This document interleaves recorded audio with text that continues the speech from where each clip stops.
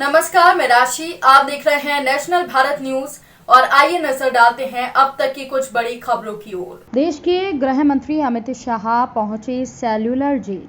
यहां पर वीर सावरकर की कोठरी में जाकर उन्होंने श्रद्धांजलि अर्पित की और साथ ही कहा कि इस कोठरी में स्वयं को तिल तिल जलाकर उन्होंने देशवासियों में स्वाधीनता की लौ जलाई।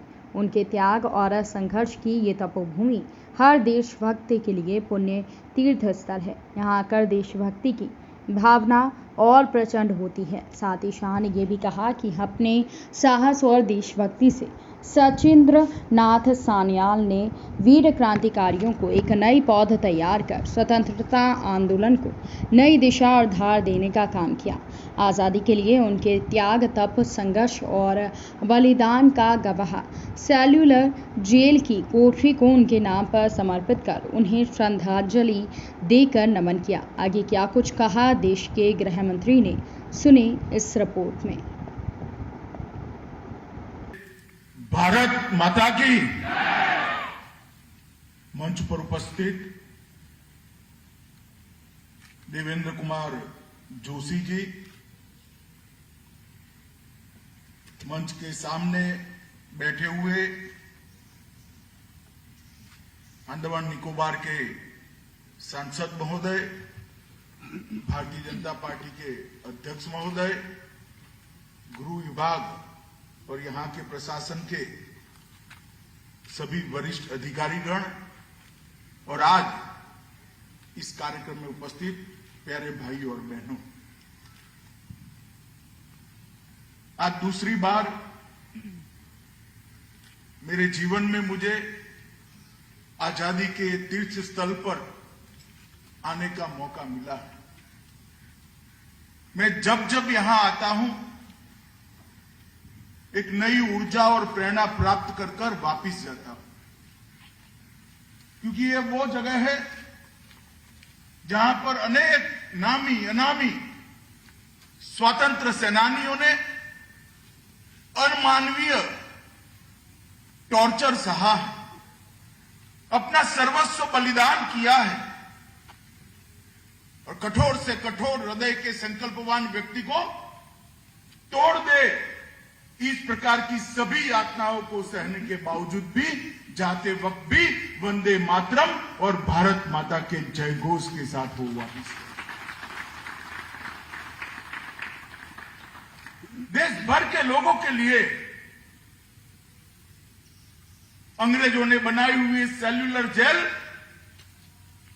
सबसे बड़ा तीर्थ स्थान है और इसीलिए सावरकर जी कहते थे इस तीर्थों के अंदर महातीर्थ है, जहां पर आजादी की ज्योति को प्रज्वलित करने के लिए अनेकानेक हुतात्माओं ने अपना बलिदान दिया। और मेरी ये आज की इस तीर्थ स्थान की मुलाकात इसलिए भी महत्वपूर्ण है कि वर्ष हमारे आजादी के अमृत महोत्सव का वर्ष,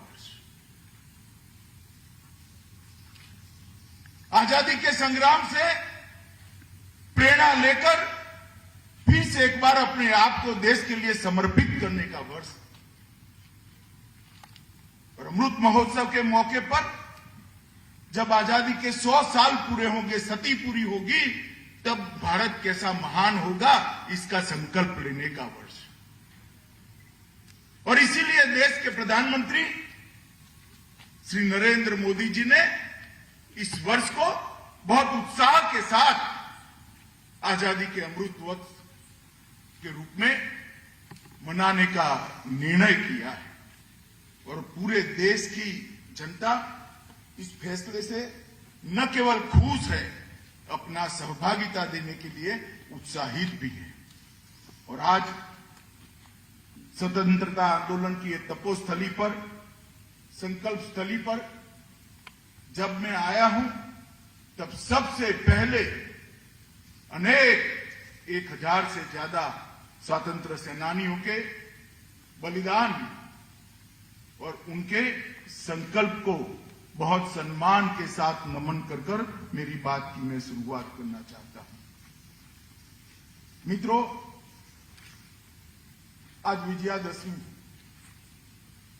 विजयादशमी के दिन को हम पूरे भारतवर्ष में बुराई पर अच्छाई के विजय के प्रतीक के रूप में मनाते हैं। और आजादी का एक तीर्थ स्थल भी बुराई पर अच्छाई के विजय का प्रतीक है।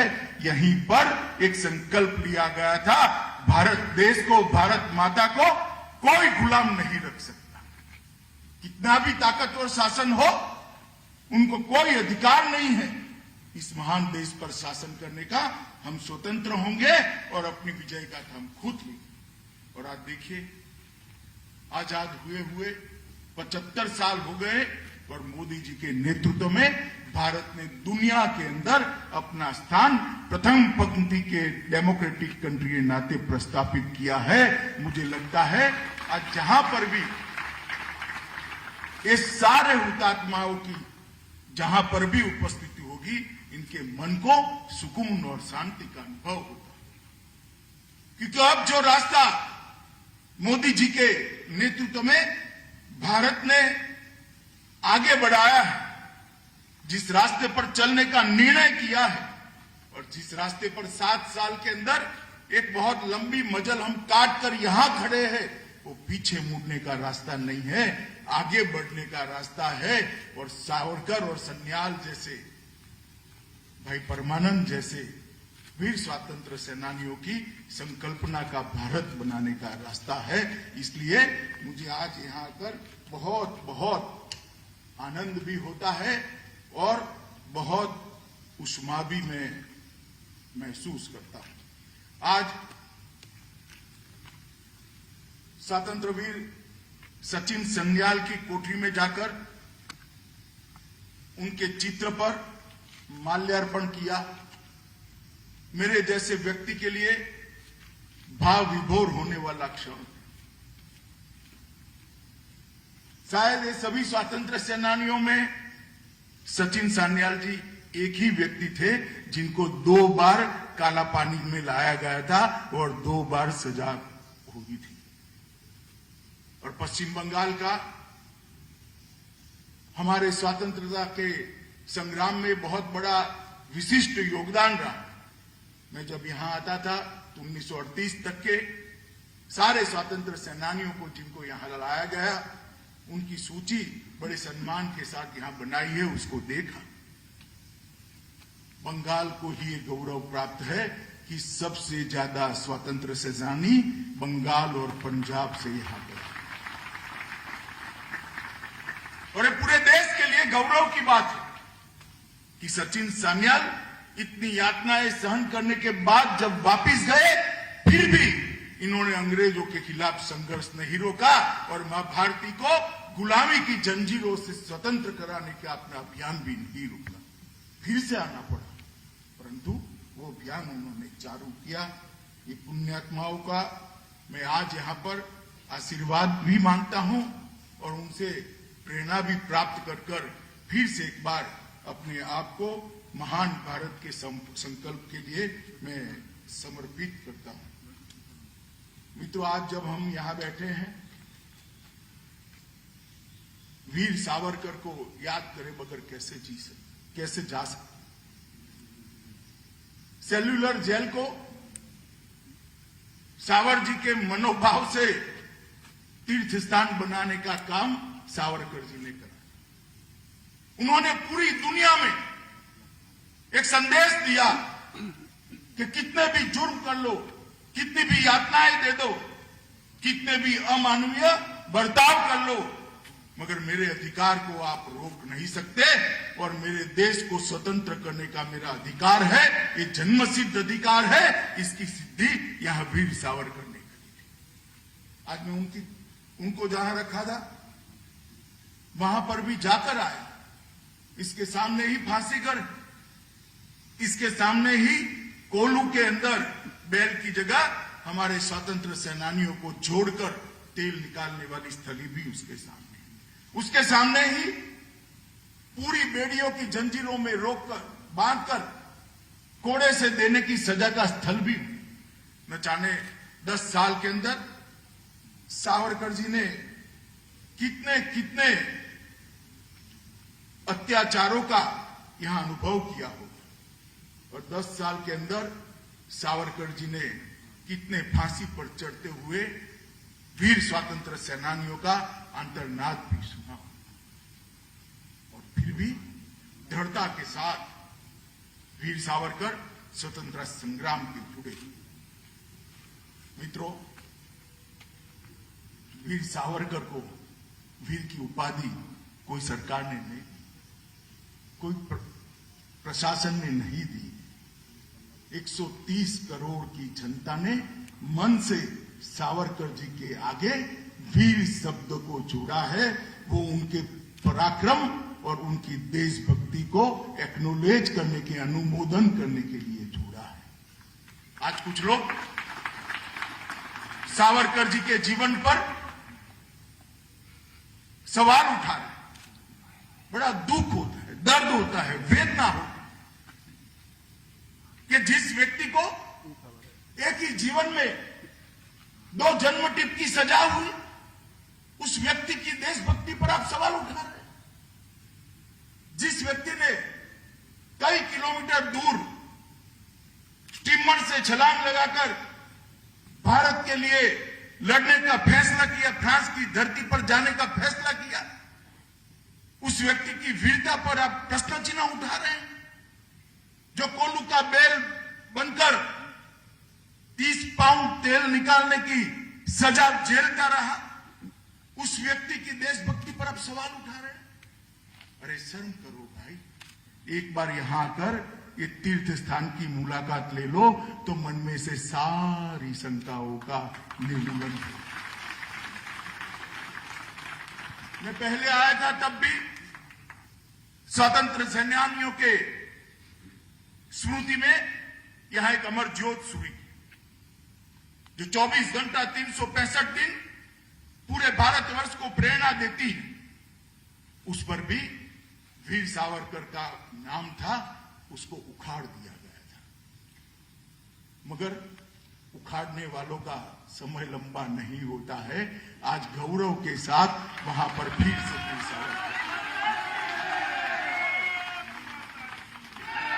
सावरकर जी के पास भी सारी सुविधाएं थी कि अपने व्यक्तिगत जीवन को अच्छा कर सके। बहुत विद्वान व्यक्ति थे, अनेक भाषाएं जानते थे। अभी हमने उनकी उर्दू में लिखी हुई कविताएं सुनी। भाषा क्या करती है, भाव जो मन में होता है वो ही अभिव्यक्त होता है। मन में एक आदर्श देशभक्त का भाव था, इसकी अभिव्यक्ति अनेक भाषाओं में। ये बहुत बड़े भाषा शास्त्री थे, बहुत बड़े समाज सुधारक थे, बहुत बड़े स्वातंत्र सेनानी थे, एक ऊर्जावान वक्ता थे और एक बहुश्रुत, जिसको सुनने का मन हो ऐसे वक्ता थे। और उनकी लिखी हुई किताबों से मालूम पड़ता है कि मां सरस्वती की उनकी लेखनी पर इतनी कृपा थी कि उन्होंने जो लिखा, सन 57 का स्वतंत्र संग्राम, 1857 का स्वतंत्र संग्राम, उसको छपने से पहले ही अंग्रेजों ने बैन कर देना पड़ा था। शायद दुनिया में एक ही पुस्तक ऐसी है जिसको छपने से पहले प्रतिबंधित होना पड़ा, मगर प्रतिबंध रखने वाले चले गए। वो पुस्तक आज मेरे जैसे कई देश के लोगों के पास प्रेरणा स्थल के रूप में सावर जी के विचारों को हमें परिचय कराती है।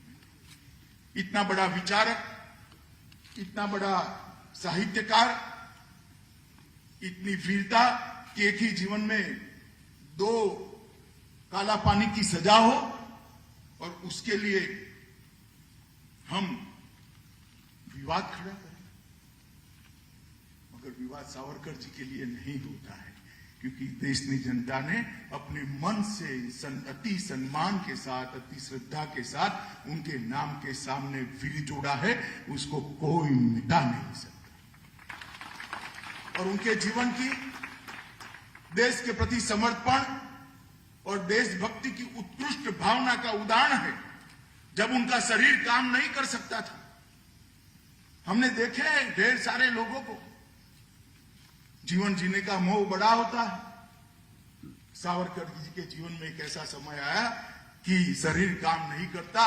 उन्होंने संदेश दिया कि मेरा शरीर अब काम नहीं करता है, ये भारत माता के काम का नहीं है, मैं जन्म से हिंदू हूं, पुनः जन्म में मानता हूं, मैं मेरे शरीर का आत्म विसर्जन करना चाहता हूं और खान पान, पानी और अनाज छोड़कर अपने आप को विसर्जित कर फिर से एक बार भारत माता की सेवा में आने के लिए जिस आदमी ने मार्ग प्रशस्त किया, वो 10 साल अपने जीवन के युवानी के यहाँ पर रहा है। और इसीलिए ये तीर्थों में महातीर्थ, इसीलिए भारत के युवाओं के लिए प्रेरणा स्थल है और इसीलिए यहां आकर ऊर्जा और प्रेरणा और शक्ति तीनों प्राप्त होता है। आज मुझे बहुत आनंद है कि आजादी के 75वें साल में हम यहां पर उपस्थित है और ये सभी हुतात्माओं को श्रद्धांजलि दे सकते हैं। मित्रों, मोदी जी ने आजादी के 75 साल आजादी का अमृत महोत्सव मनाने का इसलिए निर्णय लिया है कि विशेषकर युवा पीढ़ी को आजादी के संग्राम की जानकारी मिले। अनेकानेक जाने अनजाने जिनका नाम गुमनाम हो गया, ऐसे अनजान शहीदों को, अनजान स्वतंत्र सेनानियों के वीरता के और आजादी में उनके योगदान का परिचय हमारी युवा पीढ़ी को हो। एक और आजादी के अमृत महोत्सव के माध्यम से देश की युवा पीढ़ी में फिर से एक बार देश के लिए कुछ करने का जज्बा और देशभक्ति को जागरूक करना। और दूसरी ओर इस देश को कैसा बनाना, महान भारत कैसा होगा। मोदी जी हमेशा कहते हैं भारत प्रथम। वो कल्पना क्या है, इसके लिए संकल्प लेने का भी यही वर्ष है। यहां से मैं पूरे देश के युवाओं को कहना चाहता हूं कि हम आजादी के बाद ही जन्मे, हमें आजादी के लिए मरने का मौका तो नहीं मिला, देश के लिए मरने का मौका नहीं मिला, मगर क्या हम देश के लिए जी सकते हैं, देश के लिए जीने का निर्णय कर सकते हैं। और अगर ये निर्णय हम करना चाहते हैं तो आजादी के अमृत महोत्सव के वर्ष के अलावे कोई अच्छा मौका हो नहीं सकता और इस सेल्यूलर जेल के अलावे कोई अच्छा स्थान हो नहीं सकता। तो देश भर के युवाओं, देश के विकास के साथ, देश के भविष्य के साथ, देश को महान बनाने के संकल्प के साथ जोड़ने का स्वप्न इस देश के प्रधानमंत्री नरेंद्र मोदी जी का है और इसीलिए आजादी का अमृत महोत्सव मनाने का एक निर्णय हुआ है। और मुझे बड़ा गौरव है कि इसी आजादी के अमृत महोत्सव के अंतर्गत ही मैं आज इस महान तीर्थ स्थल पर उपस्थित हूं और यहाँ अमर हुतात्माओं को श्रद्धांजलि देकर मैं यहाँ आया हूं। मित्रों, ये जेल का इतिहास है। सन 57 की प्रथम क्रांति से लेकर 1938 तक अंग्रेजों के लिए जो सरदर्द बन जाते थे वो सारे स्वतंत्रता सेनानियों को यहाँ लेते थे। लगभग 1000 के करीब लोगों ने यहाँ पर अपने जीवन के उत्तम वर्ष यातना एहसान करते करते निकाले। कई लोगों ने यहीं पर दम तोड़ दिया, कई लोग यहाँ पर पागल भी हो गए इस प्रकार की यातनाओं को सहन करते करते, मगर वो कभी भी अंग्रेजों के सामने झुका नहीं। सन 57 की क्रांति के बाद यहां पर जो पहला जत्था लाया गया उसमें से 90% लोग बहुत शास्त्रों के विद्वान थे, जमींदार थे, बड़े बड़े सेनानी थे, बड़े योद्धा थे। ऐसे लोगों को यहां मजदूरी कराकर जेल बांधने के काम में लगा दिया गया था, मगर फिर भी इन्होंने माफीनामा नहीं दिया। फिर भी इन्होंने मन से देशभक्ति की ज्वाला को जरा एक समय के लिए भी बुझने नहीं दिया। लड़ते रहे, अपने जीवन तक लड़ते रहे। और सन 57 क्रांति से लेकर जब हमारा आजादी का आंदोलन समाप्त हुआ तब तक न जाने कितने कई लोग यहाँ पर आए। महाराष्ट्र के फड़के जी, इनके आंदोलन जो रामोसी सशस्त्र आंदोलन हुआ उसके योद्धा भी यहाँ आए। मणिपुर बर्मा का स्वतंत्र संग्राम, इसके योद्धा भी आए। पंजाब के गदर आंदोलन के योद्धा भी आए। बंगाल के अनुशीलन समिति के लोग भी आए। अलीपुर मामले के सारे स्वतंत्र सेनानियों को भी यहां लाया गया। ढेर सारे स्वतंत्रता के लिए किए गए प्रयास यहां पर आए। यहां सावरकर बंधु दोनों भाई कई सालों तक रहे। मोतीलाल वर्मा, बाबूराम हरि, पंडित परमानंद, गद्दाराम, सचिव सन्याल, उल्लासकर दत्त, बारिंद्र कुमार घोष, भाई परमानंद, पृथ्वी सिंह आजाद, पुलिन दास, त्रिलोक्यनाथ चक्रवर्ती, गुरुमुख सिंह, ढेर सारे लोगों की एक लंबी सूची है जिन्हें यहाँ मां भारती के लिए अमानवीय यातनाओं को सहन करने का काम किया। और ढेर सारे ऐसे स्वतंत्र आंदोलन की घटनाएं हैं जिनके वीरता के साथ लड़ने वाले लोग यहाँ आए और यहाँ जो पशुओं जैसा व्यवहार होता था वो पशुओं जैसा व्यवहार सहन किया। मेरे देश भर के युवाओं को यही कहना था कि हम तब तक कल्पना नहीं कर सकते कि हमारे स्वतंत्र सेनानियों ने कितनी यातनाएं सही है जब तक इस सेल्यूलर जेल का, एक महान तीर्थ स्थल का यातना खाना नहीं देखा। किस प्रकार से व्यक्ति के मनोबल को, शरीर को तोड़ने का प्रयास क्रूर अंग्रेजी शासकों के द्वारा यहाँ होता था, ये उसका उत्कृष्ट उदाहरण है। मेरा सभी से अपील है, एक बार जरूर यहाँ पर आइए और यहाँ आकर ये हुतात्माओं को श्रद्धांजलि देने का काम करिए।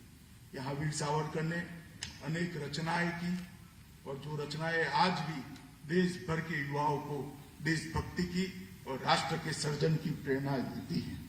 और कई लोगों ने यहाँ पर रचनाएं की। मेरा आजीवन कारावास वीर सावरकर ने लिखा, कमला कविता भी यहीं पर लिखी, बंदी जीवन सचिंद्रनाथ सन्याल ने लिखा, जेल के जीवन के 12 साल उल्लासकर दत्त ने लिखे, the tale of my exile Barindra Ghosh ने लिखा और ये सब ने इसके अंदर इसका वर्णन किया है। मित्रों, आज देश आजाद है। इसी हुतात्माओं के प्रयास के कारण आज हम आजादी की सांस ले रहे, गौरव के साथ विश्व के सामने दुनिया का सबसे बड़ा लोकतंत्र बनकर हम गौरव के साथ खड़े हैं। इसकी नींव आजादी के लड़ने वाले स्वतंत्र सेनानी। और मोदी जी ने 2014 से देश में एक परिवर्तन की शुरुआत की जिस पर हम गौरव ले सके, दुनिया में बसने वाला कोई भी भारतीय गौरव ले सके। इस प्रकार के भारत की रचना की, इस प्रकार के भारत के निर्माण की शुरुआत 2014 से मोदी जी ने करी, जिसमें संस्कृति और इतिहास की सुगंध भी होगी, आधुनिक जरूरियातें भी सभी पूरी की जाएगी और विकास की दृष्टि से सब में पूरी दुनिया में उत्कृष्टता होगी, जो सुरक्षित भी होगा, समृद्धि भी होगा और संस्कारित भी होगा। ऐसे भारत की रचना का एक बीड़ा मोदी जी ने उठाया। मैं अंडमान निकोबार की ही बहुत अल्प समय में बात करना चाहता हूं। यहां पर जो कनेक्टिविटी का प्रॉब्लम था, इसके लिए मोदी जी ने 2018 में सबमरीन ऑप्टिकल फाइबर की नींव रखी। ये योजना का नींव रखा, बहुत कठिन योजना, मगर 2020 अगस्त में मोदी जी ने ही इसका लोकार्पण करने का काम किया। मोदी जी ने एक नई कार्य संस्कृति बनाई। पहले एक सरकार योजना बनाती थी, 5 साल के बाद दूसरी सरकार नींव कर रखती थी, तीसरी सरकार बनाने का काम करती थी और चौथी सरकार उसका उद्घाटन करती थी। मोदी जी ने एक नई कार्य संस्कृति बनाई है। नींव भी उनकी ही सरकार करती है और उद्घाटन भी उनकी ही सरकार करती है। मैं मानता हूं कि विकास की दृष्टि से और एडमिनिस्ट्रेशन को किस तरह से चलाया जा सकता है, इसके उत्कृष्ट उदाहरण है। और यहां पर ये अंडमान निकोबार में भी दिखाई पड़ता है, क्योंकि 18 में नींव डालना और 2020 में इसका उद्घाटन करना, 1224 करोड़ का समंदर के अंदर ये केबल बिठाना, 12 प्रमुख द्वीपों को जोड़ना और पोर्ट ब्लेयर में 200 Gbps तथा अन्य द्वीपों में 100 Gbps की दूरसंचार की बैंडविड्थ उपलब्ध कराना, मैं मानता हूं ये भगीरथ काम 2 साल में पूरा किया है। यहाँ एक फ्लैग पॉइंट भी मोदी जी ने बनाया। नेताजी यहां आए थे। सबसे पहला अंग्रेजों से स्वतंत्र होने का सम्मान भारत में अगर किसी भूभाग को है तो अपने अंडमान निकोबार को है। भारत का राष्ट्रध्वज सबसे पहले नेताजी ने सन 43 में यहां पर फहराया था और वही जगह पे 100 फुट ऊंचा तिरंगा फहराने का काम हमारे प्रधानमंत्री नरेंद्र मोदी ने 3 द्वीपों का पुनः नामकरण भी किया। हेवलॉक द्वीप का नाम बदलकर स्वराज द्वीप, जो सारे हुतात्माओं को श्रद्धांजलि के रूप में नामकरण किया। नील द्वीप के नाम शहीद द्वीप, जिन्होंने यहां अपने जान का बलिदान दिया, उनको श्रद्धांजलि देने का काम किया। और रोस द्वीप का नाम नेताजी सुभाष चंद्र बोस द्वीप रखा गया, क्योंकि भले सुभाष चंद्र बोस ने 2 साल के अल्पकाल के लिए इस भूमि को स्वतंत्र कराया था, मगर अब चिरकाल के लिए, सनातन काल के लिए भूमि स्वतंत्रता प्राप्त कर चुकी है। इसका प्रतीक ये सुभाष चंद्र बोस द्वीप है, इसीलिए इसका नाम रखा गया। अक्षय ऊर्जा परियोजनाएं 20 megawatt ground mounted solar power plant की स्थापना की गई। इलेक्ट्रिक कारें और बसों का उपयोग यहां पर बढ़ाया गया है। 500 यात्री व 150 टन मालवाहक जहाजों का यहां शुरुआत किया गया है। स्मार्ट मीटरिंग पूरा हो चुका है। धानी खाड़ी बंद की ऊंचाई बढ़ाकर पीने का पानी का व्यवस्था किया गया है। मेडिकल कॉलेज 2015 में ही यहां शुरू कर दिया गया है। जल जीवन मिशन के तहत द्रुत गति से काम शुरू हो गया है। प्रधानमंत्री स्वनिधि योजना के तहत लगभग 478 ऋण स्वीकृत किए गए हैं, जो 100% के बाहर है। प्रधानमंत्री सहज बिजली हर घर योजना, उसका 100% लक्ष्य हासिल कर दिया गया है। एक राष्ट्र एक रेशन कार्ड यहां पर लागू कर दिया गया है। स्वास्थ्य और कल्याण केंद्र उसके 95 लक्ष्य के मुकाबले 129 स्वास्थ्य और सेहत केंद्रों की स्थापना करने का काम भी पूरा कर दिया गया है। पूरे लक्षद्वीप में कोई माता को केरोसिन जलाकर, लकड़ियां जलाकर खाना न पकाना पड़े, ये अंडमान निकोबार को धुआं मुक्त करने का काम प्रधानमंत्री जी के नेतृत्व में हो गया है और यहाँ पर भी देश की तरह विकास की बाहर आएगी। मित्रों, आज मैं फिर से एक बार यहाँ जाने अनजाने अनेक हुतात्माओं और देश भर में जिन्होंने आजादी के लड़ते लड़ते अपना जीवन का सर्वश्रेष्ठ काल समर्पित किया मां भारती के चरणों में, और कुछ लोगों ने अपना पूरा जीवन ही बलिदान कर दिया। कई लोग अपनी पढ़ाई लिखाई छोड़कर आजादी के आंदोलन में लगे, अपनी पूरी भविष्य, अपना पूरा कैरियर भारत मां के चरणों में समर्पित किया। उन सभी के बलिदान और समर्पण को मैं नमन करता हूं और फिर एक बार वीर योद्धा सावरकर जी की स्मृति में मेरा प्रणाम कर मेरी बात को विराम देता हूं। वंदे मातरम। धन्यवाद महोदय। इस खबर में फिलहाल के लिए इतना ही। देश दुनिया से जुड़ी खबरों के लिए बने रहिए नेशनल भारत न्यूज के साथ। नमस्कार।